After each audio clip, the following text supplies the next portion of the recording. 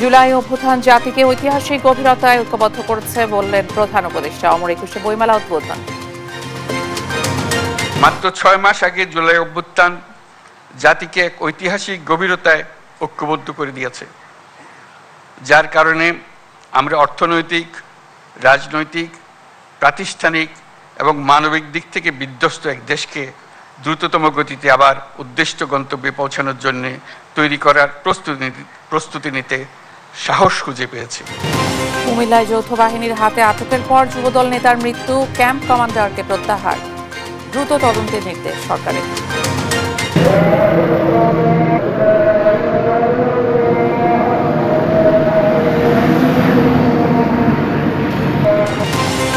বিশ্ব ইজতেমায় দ্বিতীয় দিনে আম্বয়ানের পাশাপাশি জিকির আজকারে ব্যস্ত মুসল্লিরা।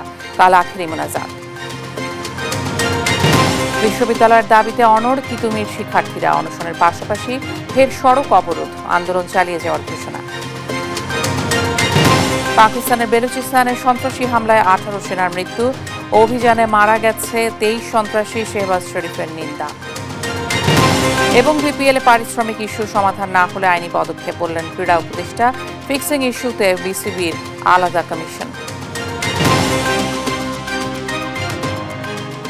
সংবাদ রাতে দেখছিলেন একে এসটিএম টিভার সংবাদ শিরোনাম, সঙ্গে আছে আমি শিকা আজিজ। জুলাই অভ্যুত্থান জাতিকে ঐতিহাসিক গভীরতায় ঐক্যবদ্ধ করেছে বলে মন্তব্য করেছেন অন্তর্বর্তী সরকারের প্রধান উপদেষ্টা ডক্টর মোহাম্মদ ইউনূস। শনিবার বিকেলে অমর একুশে বইমেলা উদ্বোধন অনুষ্ঠানে এ কথা বলেন তিনি। এ সময় বিশ্বজুড়ে যেসব বাংলাদেশি নিজ নিজ ক্ষেত্রে কৃতিত্ব দেখিয়েছে তাদের স্বীকৃতি দেওয়ার আহ্বানও জানান প্রধান উপদেষ্টা। সাইফুল রিপনের প্রতিবেদন। পর্দা উঠল অমর একুশে বই মেলার। শনিবার বিকেলে বাংলা একাডেমি প্রাঙ্গণে মেলা উদ্বোধন করেন অন্তর্বর্তী সরকারের প্রধান উপদেষ্টা ডক্টর মোহাম্মদ ইউনূস। একুশে বই মেলা 2025-এর শুভ উদ্বোধন ঘোষণা করছি। এ সময় বিভিন্ন ক্যাটাগরিতে বাংলা একাডেমি পুরস্কার প্রাপ্তদের হাতে পদক ও সম্মাননা তুলে দেন প্রধান উপদেষ্টা। দুঃস্বপ্নের বাংলাদেশকে নতুন বাংলাদেশে পরিণত করতে ছাত্র জনতা অসম্ভবকে সম্ভব করে দেখিয়েছে বলে মন্তব্য করেন তিনি। মাত্র 6 মাস আগে জুলাই অভ্যুত্থান জাতিকে এক ঐতিহাসিক গভীরতায় ঐক্যবদ্ধ করে দিয়েছে, যার কারণে আমরা অর্থনৈতিক, রাজনৈতিক, প্রাতিষ্ঠানিক এবং মানবিক দিক থেকে বিধ্বস্ত এক দেশকে দ্রুততম গতিতে আবার উদ্দিষ্ট গন্তব্যে পৌঁছানোর জন্য তৈরি করার প্রস্তুতি নিতে সাহস খুঁজে পেয়েছি। অভ্যুত্থান নিয়ে সড়কের দেয়াল চিত্র ঐতিহাসিক দলিল হিসেবে রূপ নিয়েছে বলেও জানান ডক্টর মোহাম্মদ ইউনূস। আমাদের তরুণ তরুণী, কিশোর কিশোরী রাস্তার দেয়ালে দেয়ালে তাদের স্বপ্নগুলো, তাদের আকাঙ্ক্ষাগুলো, তাদের দাবিগুলো অবিশ্বাস্য দৃঢ়তায় এঁকে দিয়েছে। আমাদের রাস্তার দেয়াল এখন ঐতিহাসিক দলিলে রূপান্তরিত হয়ে গেছে। এগুলির স্থান এখন আমাদের বুকের মধ্যে এবং জাদুঘরে হওয়া ছাড়া আর কোনো বিকল্প নেই। বিশ্বে নিজ নিজ কাজে কৃতিত্ব দেখানো বাংলাদেশিদের 21-এর দিনগুলোতে স্মরণ করা সহ বইমেলা ঘিরে গুণগত প্রতিযোগিতার জন্য নিজের প্রস্তাবনা তুলে ধরেন প্রধান উপদেষ্টা। গুণগত প্রতিযোগিতা সৃষ্টি করার জন্য এবং আগ্রহ বাড়ানোর জন্য প্রতি বছর বিষয়ভিত্তিক সেরা লেখক স্বীকৃতির আয়োজন করলে লেখকরা এই স্বীকৃতি পাওয়ার জন্য এবং সেরা লেখকরা সেরা প্রকাশক পাওয়ার জন্য অনেক সহায়ক হবে। আমি এই প্রস্তাব দিচ্ছি। পরে বইমেলার বিভিন্ন স্টল ঘুরে দেখেন অন্তর্বর্তী সরকারের প্রধান উপদেষ্টা ডক্টর মোহাম্মদ ইউনূস। সাইফুল রিপন, দেশ টিভি, ঢাকা। প্রধান উপদেষ্টা উদ্বোধনের পর ঢিলে ঢালাভাবে কাটছে বইমেলার প্রথম দিন। এখনও স্টল গোছাতে ব্যস্ত প্রকাশকরা। বইপ্রেমীদের আনাগোনাও তুলনামূলক কম। দ্রুতই জমজমাট হওয়ার আশা জানান সংশ্লিষ্টরা। আরও জানাচ্ছেন জান্নাতুল মোহনা। জুলাই গণ অভ্যুত্থান নতুন বাংলাদেশ বিনির্মাণ শীর্ষক প্রতিপাদ্যকে ধারণ করে শনিবার থেকে শুরু হলো বইমেলা। দুপুরে প্রধান উপদেষ্টার উদ্বোধনের পর সর্বসাধারণের জন্য উন্মুক্ত করা হয় গেট। যদিও প্রথম দিনে অতটা জমে ওঠেনি মেলা, বেশিরভাগ প্রকাশকরা ব্যস্ত স্টল গোছাতেই। এই সপ্তাহের ভেতরেই কাজ শেষ করার প্রত্যাশা জানান তারা। সামান্য কিছু বাকি আছে, তারপর গোছ হয়ে যাচ্ছে। বই বিক্রি করতে পারবো, পাঠকদের কাছে আমরা দিতে পারবো, ভালো বইটাই আমরা দিতে পারবো ইনশাআল্লাহ। আমাদের গোছাতে তো আজকেই কমপ্লিট হয়ে যাবে ইনশাআল্লাহ। আগামী 2-3 দিনের মধ্যে জমজমাট হবে মেলা, তখন সেল ভালো হবে। মেলা জমে ওঠেনি জেনেও অপেক্ষার প্রহর শেষ হতে না হতেই তাই তো হাজির বই প্রেমীরা। কার্যক্রম শেষ হয়নি, সুন্দর মতো সব বই গোছানো হয়নি, মাত্র তো উদ্বোধন হলো, মানে আরো কিছুটা মনে হয় সময় লাগবে, এখনো কিনিনি, দেখতেছি। আমাদের একটা টিচারের বই পাবলিশ হয়েছে, ওটা একটু দেখবো আমরা, যে স্টলটা ওপেন হয়েছে কিনা।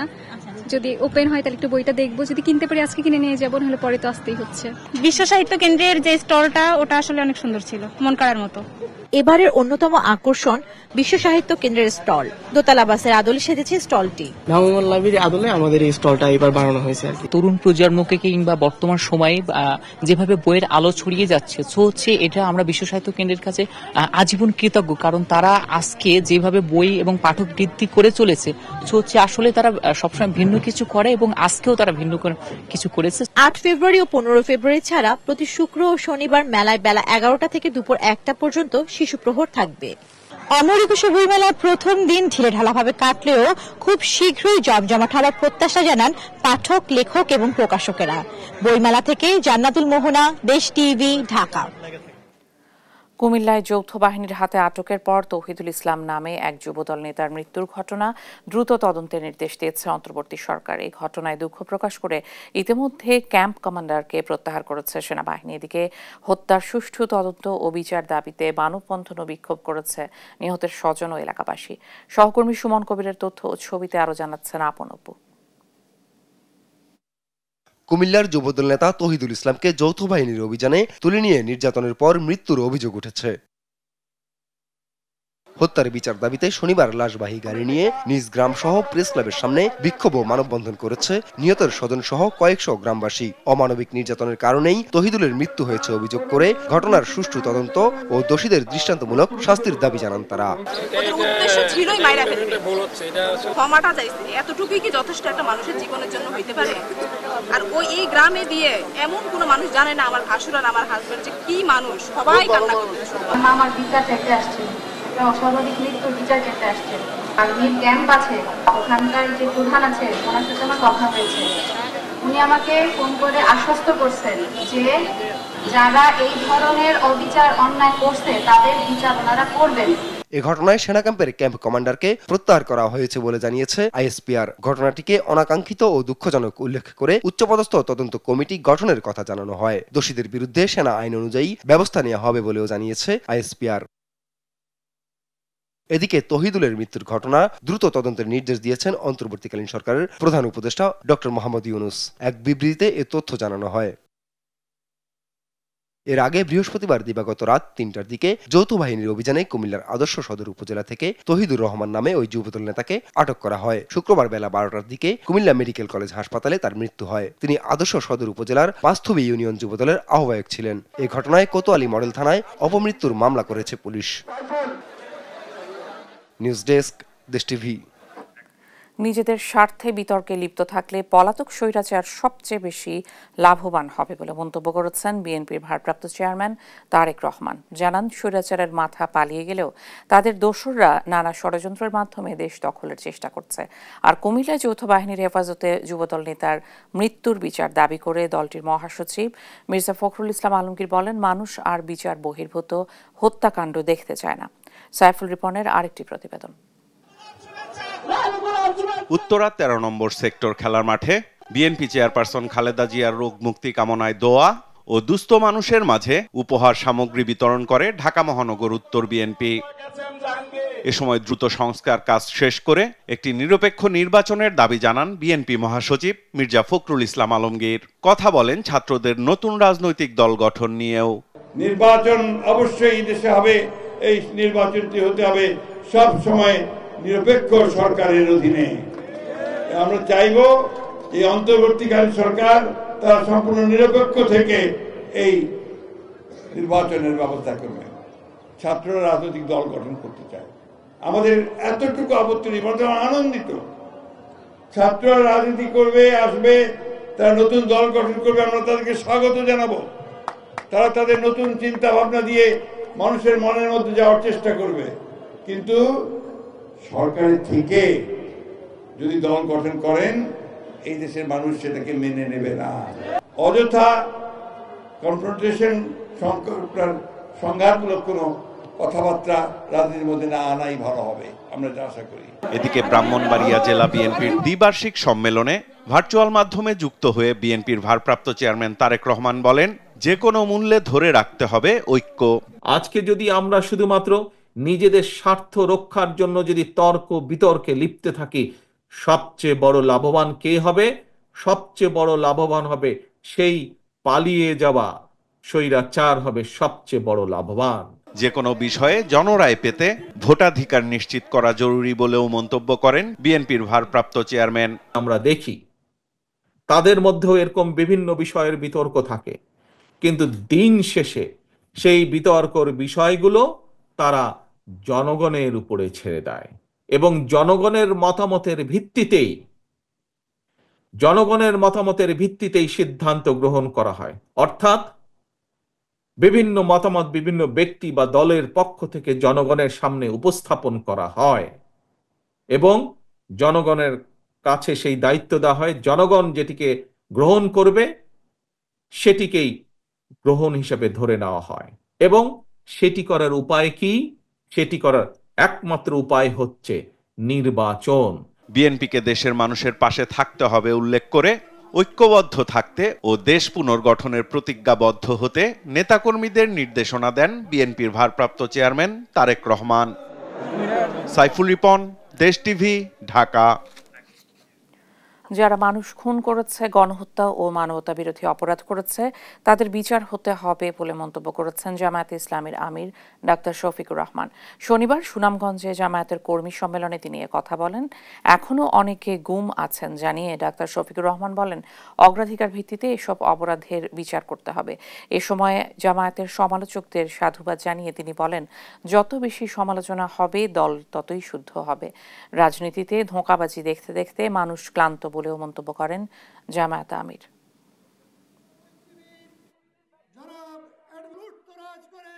গণহত্যা মানবতার বিচার হতে হবে এবং যাদেরকে গুম করা হয়েছিল এবং এখনো গুম করে রাখা হয়েছে, এ দুটি অপরাধের অবশ্যই বিচার হওয়া লাগবে। বাকিগুলোর বিচার আস্তে আস্তে হোক, আমাদের আপত্তি নেই, কিন্তু অগ্রাধিকার দিয়ে এই দুইটার বিচার করা লাগবে। এটা এই কারণে প্রতিশোধ নেওয়ার জন্য নয়, বরঞ্চ মানব সমাজকে কলঙ্ক মুক্ত করার জন্য। কেউ খুন করলে, খুনি হলে তার পরিণতি কি হবে এটা যেন সবাই দেখে এখান থেকে শিক্ষা নেয়, এই জন্য। আর তারা যেন তাদের সত্যিকারের কাজের পাওনাটা ঠিক মতো পায়, তাই জন্য। প্রথম পর্বের বিশ্ব ইজতেমার দ্বিতীয় দিনে তুরাগ তীরে ঢল নেমেছে মুসল্লির। নির্ধারিত খিত্তায় অবস্থান নিয়ে গভীর মনোযোগে ধর্মীয় বয়ান শুনছেন মুসল্লিরা। এছাড়া দিনভর ধর্মীয় বয়ানের পাশাপাশি আজ 63টি যৌতুকবিহীন বিয়ের আয়োজন করা হয়। বিয়ে পড়ান ভারতের মাওলানা মোহাইরুল হাসান। রোববার সকালে আখেরি মোনাজাতের মধ্য দিয়ে শেষ হবে ইজতেমার প্রথম পর্ব। আলিমুজ্জামান সফওয়ানের রিপোর্টে বিস্তারিত। টঙ্গীর তুরাগ তীরে বিশ্ব ইজতেমার প্রথম পর্বের দ্বিতীয় দিন আজ বাদ ফজর মাওলানা খোরশেদ সাহেবের বয়ানের মধ্য দিয়ে শুরু হয় আজকের আনুষ্ঠানিকতা। এরপর আলেম ওলামা ও মাদ্রাসা ছাত্রদের উদ্দেশ্যে বয়ান করেন ভারতের মাওলানা ইব্রাহিম দেওলা ও মাওলানা আকবর শরীফ। 41টি খিত্তায় অবস্থান নিয়ে সে বয়ান শুনছেন হাজারো মুসল্লি। ইজতেমা আয়োজনে সফলতার জন্য বাংলাদেশের প্রশংসা করেন দেশি বিদেশি মুসল্লিরা। ইজতেমার মধ্যে সারা বিশ্বের বিভিন্ন জায়গা থেকে আলহামদুলিল্লাহ বিভিন্ন জামাত আসছেন, আমরাও নিউ ইয়র্ক থেকে আসছি আলহামদুলিল্লাহ। আমরা ইজতেমাতে আওয়ার জন্য আমেরিকার যে মার্কাজ আছে এখান থেকে তৈরি হয়ে একটা জামাত আমরা এখানে আসছি। বাদ আসর টঙ্গী ইজতেমায় রয়েছে যৌতুকবিহীন বিয়ের আনুষ্ঠানিকতা। ইসলামিক শরিয়া অনুযায়ী প্রায় শতাধিক বিবাহ হতে পারে বলে জানিয়েছেন মুসল্লিরা। খুতবা দিয়ে বিবাহ পড়াবে, তো আমরা ধারণা করছি প্রায় কম বেশি 100-র মতো বিয়ে হবে আজকে। যৌতুক নেওয়া দেওয়া এগুলো করে হারাম। আজকে যে বিয়েটা হবে, হ্যাঁ, এটা আল্লাহ হুকুম, তোমার হুকুম মতন আল্লাহ তরিকা মতন মানিতে হবে। এরপর বাদ মাগরিব মাওলানা ইব্রাহিম দেওলার বয়ানের মধ্য দিয়ে শেষ হবে ইজতেমা দ্বিতীয় দিনের কার্যক্রম। প্রথম পর্বের আখিরি মোনাজাত উপলক্ষে মহাসড়কে যান নিয়ন্ত্রণ ও গোয়েন্দা নজরদারি বাড়ানো হয়েছে বলে জানান পুলিশ। আখিরি মোনাজাতের আগে আমরা 6টা থেকে 300 ফুটের মাথায়, দৌড় ব্রিজের মাথায় এবং বগুড়া মাথায়, এই যে বাকি যে ভিতরে যে অঞ্চলটুকু সেই অঞ্চলে সকল প্রকার যানবাহন আমরা বন্ধ রাখবো। রোববার সকালে শুরাই নিজামের শীর্ষ মুরব্বী মাওলানা জোবায়ের আখিরি মোনাজাত পরিচালনা করবেন। এরপর দিনের দাওয়াতে বের হবেন দেশ বিদেশের মুসল্লিরা। আলিমুজ্জামান সাফওয়ান, টঙ্গী, গাজীপুর। ১৫তম মোবিল গলফ কাপ টুর্নামেন্টে বিজয়ীদের মাঝে পুরস্কার বিতরণ করেছেন সেনাপ্রধান জেনারেল ওয়াকারুজ্জামান। শনিবার রাত ৮টার দিকে কুর্মিটোলা গলফ ক্লাবের পুল সাইডে পুরস্কার বিতরণী অনুষ্ঠান হয়। এবারে টুর্নামেন্টে উইনার হয়েছেন ব্রিগেডিয়ার জেনারেল মোহাম্মদ আমিরুল ইসলাম শিকদার, আর রানার আপ হয়েছেন এয়ার কমোডর মুনিম খান মজলিস। এছাড়াও লেডিস উইনার হয়েছেন মিসেস জিন সুকিয়ন। এর আগে ২৯ জানুয়ারি থেকে ৩১ জানুয়ারি পর্যন্ত এই গলফ টুর্নামেন্ট হয়, যেখানে কুর্মিটোলা গলফ ক্লাবের দেশি বিদেশি সদস্য সহ ক্লাবের ৬৮৪ জন গলফার অংশ নেন।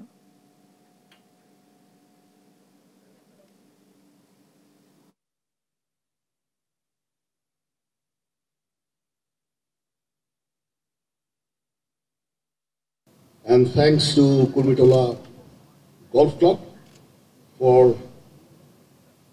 organizing this golf tournament. I also thank all the staff, all boys, and I also congratulate all the winners. Those who couldn't win today, I'm sure that in future they'll be able to win.